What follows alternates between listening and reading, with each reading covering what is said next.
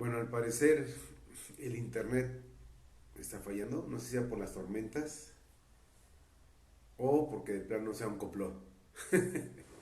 Bueno, espero poder transmitir con calma y espero que tengan ustedes la paciencia si es que las fallas continúan. Quiero saludar al estimado maestro Alvide, que hace rato me saludó y no pude responder el mensaje. Y bueno, continuando con lo que estábamos de lo que es la política económica, mencionaba que la política económica tiene tres elementos de política, que es la comercial, la fiscal y la monetaria. Y decía que las políticas económicas las establece o las define el gobierno y el Estado. ¿Por qué hablo del gobierno y el Estado de manera en el mismo contexto? Porque la política monetaria es una responsabilidad del Estado, de una institución de Estado. Entonces, las políticas públicas entonces se definen tanto por instituciones de Estado o el gobierno.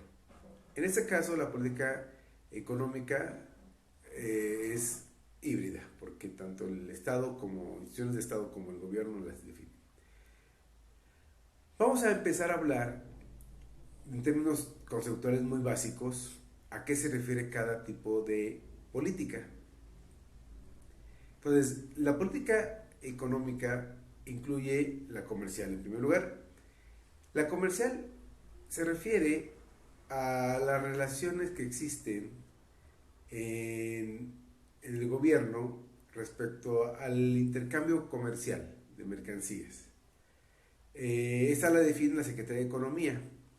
Entonces, todo lo que tenga que ver con la parte comercial, la parte de productos, la parte de precios, cómo hacer negocios, cómo vender, distribuir productos, las restricciones para la distribución, comercialización de los productos, es parte de la política comercial y esta la define la Secretaría de Economía en principio.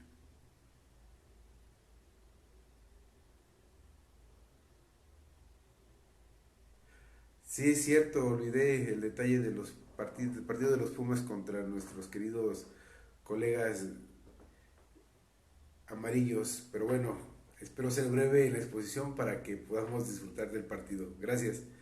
Bueno, entonces decía que la política comercial la define la Secretaría de Economía y tiene que ver con todos aquellos aspectos del intercambio de mercancías y servicios, la forma en que se producen, se distribuyen y por lo tanto esta política comercial afecta principalmente a las industrias, a las empresas, porque esta política comercial establece los lineamientos generales de cómo establecer precios, cómo distribuir las mercancías, qué mercancías son permitidas, en qué condiciones, el empaque, el etiquetado que tiene que ver en algunas ocasiones con las secretarías de Estado, ¿sí? Por ejemplo la Secretaría de Salud tiene que ver con el etiquetado. Y para una persona normal esto en principio no tendría ninguna afectación porque quien tiene que cumplir con los lineamientos de la política comercial son las empresas a los cuales va dirigido. Entonces, lo que nosotros tenemos que entender como personas de familia, que es la otra parte de la economía, empresa-familia, recordemos esta parte básica de la economía, lo que nos queda es entender que debemos de estar al pendiente de lo que la Secretaría de Economía le exige a las empresas para que no nos sorprenda, ¿no? La Profeco también tiene que ver en parte con esta parte de la política económica porque es quien vigila que se establezcan los precios adecuados, ¿no? Entonces, las políticas son muy amplias y yo creo que sería un tema particular desarrollar cada uno de los elementos de la política comercial. Entonces, gracias Francisco. Entonces, la política comercial eh, es muy importante para las familias porque es la que establece las condiciones para la cual tenemos que vigilar que los productos se elaboren bajo las normas. Hay otro tema muy interesante que después hablaremos, que son las normas oficiales. Esas normas oficiales determinan, digo, voy a dar la definición del concepto rápidamente para que no nos quedemos con la duda. La política comercial, la política comercial incluye las normas oficiales. Y las normas oficiales son una forma de conocer cuáles son los estándares con los que se deben de producir y distribuir ciertos productos. Si ustedes revisan aparatos electrónicos principalmente, van a ver que viene una NOM, Norma Oficial Mexicana, viene un número, y nosotros tenemos un poco de cuidado, podemos vigilar, podemos revisar dentro de la Secretaría de Economía a qué se refiere esa norma y son algunas características que deben de cumplir esos productos, ¿no? Entonces, esto es en general la política comercial en términos locales, porque si nos metemos al ambiente internacional vamos a ver que las normas comerciales tienen que ver con las regulaciones de la Organización Mundial del Comercio, la OMC. Entonces la Organización Mundial del Comercio también establece regulaciones a nivel internacional para que el intercambio de productos y servicios entre países, entre gobiernos y entre particulares a nivel internacional sea de acuerdo a lo que la Organización Mundial del Comercio ha establecido, y que esto garantiza que el intercambio de las mercancías estén definidas y adecuadas conforme a los estándares que ya la misma OMC determinó en función a las consultas de expertos, ¿no? Y sobre todo a las contribuciones que hacen los mismos países. Recordemos que los organismos internacionales en general establecen lineamientos y normas en función de los que sus miembros establecen. Dicho de otra forma, la OMC establece las normas que los propios países miembros ya han determinado, y nada más lo que hacen es ponerse de acuerdo para homologar estas normas. Entonces estas normas, ya que están homologadas, son de carácter vinculativo para todos los miembros, ¿no? Entonces, bueno,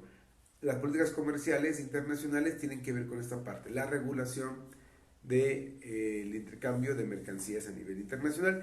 Y aquí entran más de 20 normas de comercio internacional, que cada una de ellas tiene un matiz particular, ¿no? Por ejemplo, vamos a hablar de las barreras arancelarias, de las barreras no arancelarias, que son los aranceles, las no arancelarias, que son las que establecen los gobiernos. Bueno, nos extenderíamos de una manera impresionante, y yo creo que no es el caso, porque me quiero referir a la política económica y hablar de sus tres componentes, en este caso la política comercial, que la estamos abordando y que es lo importante. El otro elemento de política económica es la fiscal. Arriba las chivas, bueno, sí, arriba las chivas no sé de quién, pero arriba, ¿no? Entonces, la política fiscal es otro elemento. Y aquí la política fiscal, para entenderla, hay que comprender su origen. ¿Por qué se establece o por qué es necesario establecer políticas fiscales? Bueno, vamos a hablar un poco de política rápidamente, ¿no? Cuando en una democracia se vota por un gobierno, se le da un mandato y se le cede el poder para que establezca las políticas generales que como gobierno debe cumplir para lograr el gobierno al cual se le encomendó a este partido político o a esta asociación o grupo político, como queramos llamarlo, porque es muy diverso de repente. Entonces, este gobierno tiene gastos, tiene que operar, tiene que tener ingresos para su gasto corriente, que muchas veces es el más alto, y tiene que tener recursos para cumplir con sus políticas, sobre todo las políticas sociales, por ejemplo, que requieren de muchos recursos. Requiere recursos también, por ejemplo, para armar a las fuerzas armadas, de la Secretaría de Defensa Nacional, Secretaría de Marina. Y entonces el gobierno requiere de recursos para poder operar, para poder gastar en aquellos programas o proyectos que son parte de su política pública. Y también debemos de tener dinero, o también el gobierno debe de tener dinero, gracias Mirna, Ángel, También el gobierno debe tener dinero para hacer gasto como para algunas instituciones de Estado. El gobierno federal es quien determina el presupuesto de ingresos y de egresos que tienen que ver con la política fiscal, y aquí se establece, por ejemplo, para la UNAM cuántos recursos se le van a destinar para la educación superior. La Secretaría de Educación Pública es la secretaría que más recursos tiene precisamente para la educación y cumplir con todos los gastos de educación. La Secretaría de Salud. Y entonces todas las secretarías de Estado requieren dinero para poder cumplir con su cometido, ¿no? Si queremos saber a qué se dedica cada secretaría de Estado, tenemos que revisar la ley de la Administración Pública Federal, y ahí vamos a encontrar cuáles son los objetivos y propósitos de cada una de las secretarías de Estado, ¿no? Digo, de gobierno. Y bueno, en ese sentido es que es necesario que el gobierno tenga, obtenga recursos para hacer gasto. Y entonces, para eso establece las políticas fiscales, que no es otra cosa que cobrar impuestos, derechos, contribuciones, para que los ciudadanos que votaron por ese gobierno contribuyan a este gasto, contribuyan con su impuesto. Por eso de repente como que no nos queda claro por qué tenemos que pagar impuestos. Bueno, tenemos que pagar impuestos porque nosotros, o la sociedad, no yo, sino que todos en particular, eligieron a un gobierno, y ese gobierno requiere gastos, requiere dinero para el gasto. Entonces, se establece la política fiscal y se determina cómo se van a cobrar los impuestos. En lo general, hay dos tipos de impuestos. En lo general, ya de repente vemos las particularidades de cada uno, ¿no? Entonces, ¿cuáles son estos dos impuestos? El impuesto al consumo, el famoso IVA, el impuesto al valor agregado, que es un impuesto que pagamos los consumidores finales por adquirir un producto o un servicio. Entonces, ¿qué es un problema aquí en México? Por ejemplo, el IVA. En muchos países la factura es una norma. Aquí es una negociación. Todos los consumidores finales deben de solicitar una factura donde se desglose el impuesto que se está pagando por ese servicio, y por lo tanto se pueda contribuir a ese gasto federal, estatal y municipal, porque también hay diferentes formas de distribuir este ingreso a través del IVA, ¿no? Que eso es otra cuestión que tiene que ver con la forma en que el gobierno federal contribuye a los estados y a los municipios para que tengan gasto también, ¿no? Bueno, entonces el impuesto al valor agregado es el impuesto al consumo, y todos nosotros, aunque queramos o no, lo pagamos. En ocasiones lo evadimos porque no pedimos factura. Y cuando no pedimos factura, entonces tenemos ahí un problema de defraudación fiscal, que no es un problema serio, porque no es serio en México por la forma en que se maneja. Que debería de serlo, porque entonces estaríamos hablando de que estamos dejando de contribuir al gasto del gobierno por el cual votamos y por el cual le cedemos el mandato para que nos gobierne. Pero bueno, es un tema también por ahí muy ríspido que habría que revisar, ¿no? Entonces, el otro impuesto es el impuesto a la renta, el impuesto al ingreso. ¿Qué significa? Que todo el ingreso que yo obtengo, cualquiera que sea el origen, lícito, ojo, porque después hablamos de estos tipos de ingresos, todo el ingreso que sea lícito tiene que ser grabado por un impuesto, que es el impuesto del ISR, el impuesto sobre la renta. Entonces, este impuesto sobre la renta implica que yo le estoy dando a mi gobierno parte de mi ingreso para que él pueda operar y gobernarme. Y también tenemos un problema de evasión fiscal aquí, ¿no? Porque no todos reportan al fisco cuáles son los ingresos. Y estoy hablando de ingresos desde herencias, donaciones, pago de dividendos, pago de utilidades, sueldos, hasta lo que ganamos en la lotería. Esos son ingresos, son rentas que hay que grabar. Entonces, la política fiscal se establece y se crea para que todas las personas puedan contribuir al gasto del gobierno. Y este gasto del gobierno, entonces, lo que estamos haciendo es darle al gobierno dinero para que él gobierne y opere sus políticas, ¿no?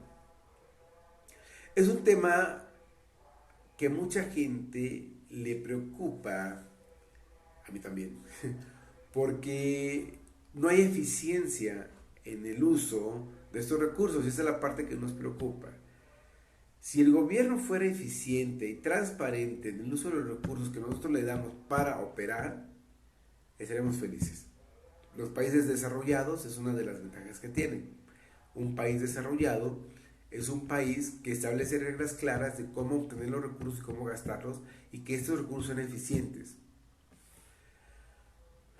¿Cómo puedo saber si es eficiente el uso de los recursos que yo le doy al gobierno para que él me gobierne?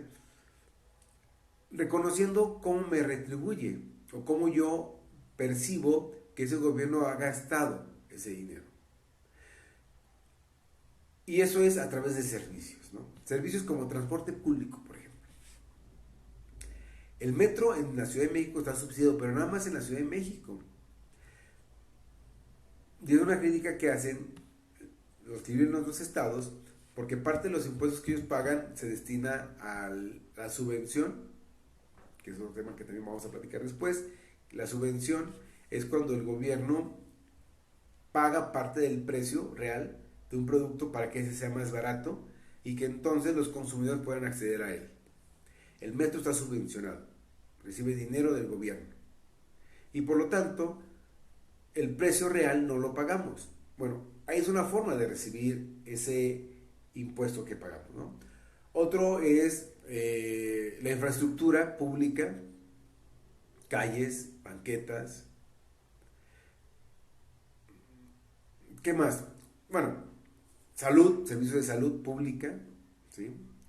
Aquí en México el servicio de salud pública es también un tema.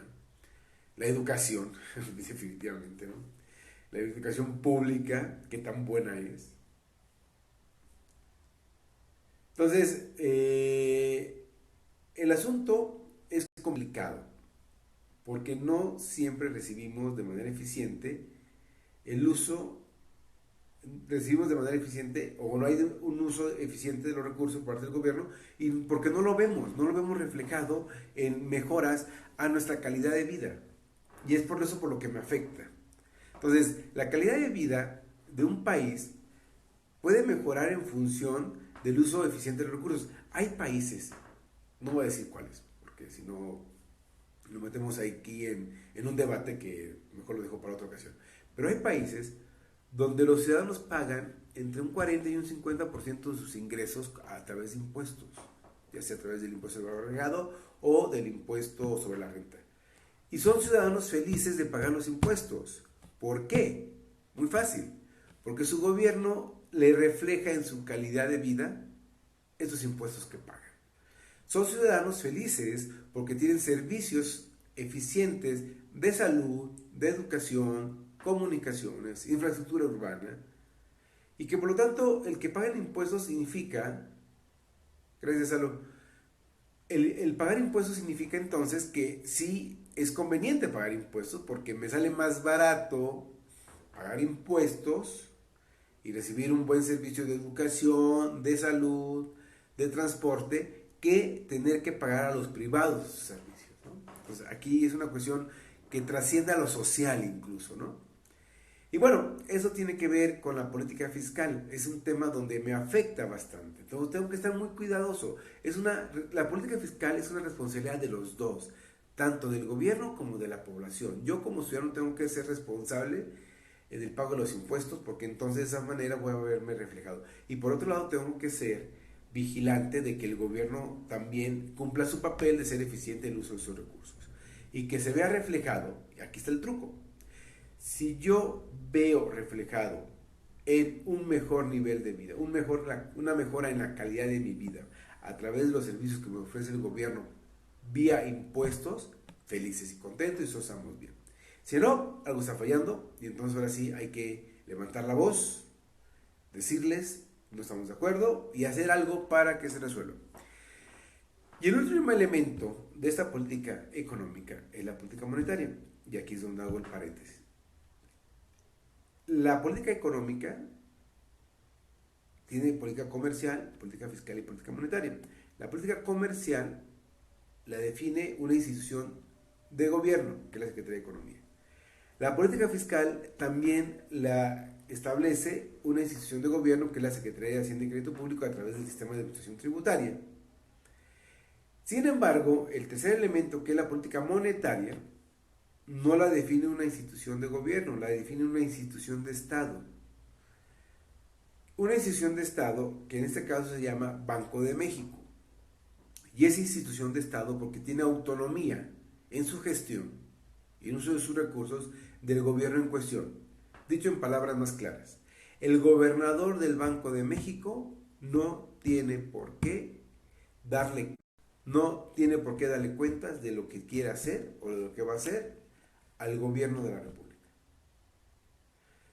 El Banco de México no tiene que decirle al presidente de la República qué piensa hacer de la política monetaria. Él tiene autonomía y va a hacer su política monetaria en función de las necesidades del Estado, no del gobierno. Ahí sí, tienen dudas sobre estos temas, me lo preguntan y empezamos a aclarar estas diferencias, ¿no? Pero es muy importante esto. El SAT, la Secretaría de Economía, todas las organizaciones, organismos públicos alrededor de la Secretaría de Economía y de la Secretaría de Hacienda y Crédito Público, tanto desconcentrados como descentralizados o centralizados, tienen que rendirle cuentas y obedecer la línea política que define el presidente de la República. Por lo tanto, sus proyectos de política pública son a 6 meses, a 6 años, no más. Cambia el presidente de la República, entra el nuevo Plan Nacional de Desarrollo, entra una nueva línea de trabajo para la Secretaría de Hacienda, Secretaría de Economía, y por lo tanto la política comercial y la fiscal se modifica y se adecúa al nuevo gobierno. Por eso tenemos un problema de continuidad de políticas públicas en estas dos materias y en todas las demás, ¿no? Pero bueno, yo en particular me enfoco en estas dos. Sin embargo, la política monetaria, que está a cargo de una institución de Estado, que es el Banco de México, tiene la posibilidad de tener una continuidad, ojo, de 16 años. ¿Por qué de 16 años? Porque el gobernador del Banco de México tiene un mandato de 8 años de manera inicial, con la posibilidad de reelegirse por otros 8 años.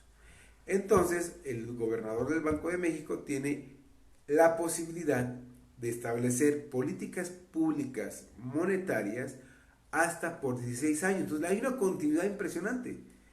Por eso es importante hablar de instituciones de Estado.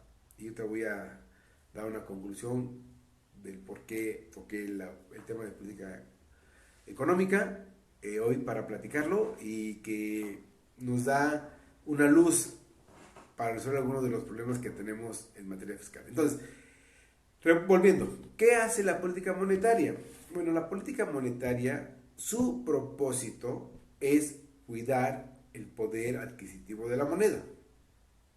Por lo tanto, él vigila el comportamiento de el tipo de cambio, de la tasa de interés, del índice nacional de precios al consumidor, y los está monitoreando. Ojo, ni el tipo de cambio, ni la tasa de interés, ni el índice nacional de precios al consumidor están normados o inducidos por el Banco de México. Normados y inducidos no. ¿Qué significa esto? Que el Banco de México no tiene una injerencia directa en su comportamiento, pero sí establece políticas públicas que permitan que estos tres indicadores tengan un comportamiento favorable para los propósitos de mantener este poder adquisitivo de la moneda. Por eso vemos que el Banco de México está muy al pendiente del tipo de cambio. Si de repente empieza a subir y no es algo que sea diferente a una cuestión interna. Si es una cuestión externa, pues ni modo, hay que asumir las consecuencias del tipo de cambio. Pero si el tipo de cambio se modifica por una cuestión interna, el Banco de México puede incidir en su comportamiento a través de lo que conocemos con las colocaciones de dólares en los mercados para quitarle la presión, por ejemplo. La tasa de interés, bueno, está la Comisión Nacional Bancaria, y estos tipos se ponen de acuerdo en cuanto al tipo de cambio, digo, a la tasa de interés que van a estar cobrando de manera particular cada uno de los bancos. El banco lo que hace únicamente es establecer un indicador que es el certificado de la tesorería, que son los CETES, para poder usarlo como tasa de referencia y sobre eso construir las demás tasas de interés, ¿no? Bueno, entonces, y en el Índice Nacional de Precios al Consumidor lo que hace es vigilar cómo es el comportamiento de los precios para entonces establecer esquemas de información que permitan a las personas tener información. Dicho de una manera práctica, el Banco de México tiene la responsabilidad de ofrecer información oportuna para que los mercados puedan tomar decisiones respecto a tipo de cambio, tasa de interés y índice nacional de precios al consumidor. Bueno, ¿qué significa todo esto? ¿Por qué es importante que una persona común, normal, de la calle, hijo de vecino y tantos otros nombres que nos dan los científicos sociales o los mismos cuates, es que yo tengo que estar al pendiente de esa información para tomar decisiones personales, familiares o de negocio? Y tratar de incidir en ese tipo de políticas a través de propuestas objetivas. Hay que dejar la grilla. Hay que dejar esa lucha social insípida, intrascendente, visceral. Hay que actuar con información. Hay que hacer propuestas objetivas que puedan ser viables de implementarse para cuidar nuestra economía personal, familiar. Mi dinero tengo que cuidarlo. Si el gobierno no lo hace, lo tengo que hacer yo. Y para hacerlo yo, entonces tengo que tener información y conocimiento de cómo se establecen las políticas económicas que afectan mis ingresos. La comercial, la fiscal y la monetaria, debemos saber cómo se establecen. Y por ejemplo, si ahorita decimos que la política monetaria es una de las políticas más eficientes y es por resultado de ser una institución de Estado quien la establece, ¿por qué no proponemos que existan más instituciones de Estado? Ejemplo, que se ha propuesto pero se detiene por cuestiones políticas. Pero imaginémonos que el sistema de administración tributaria establezca políticas fiscales pensando a 16 años, no a 6, a 16.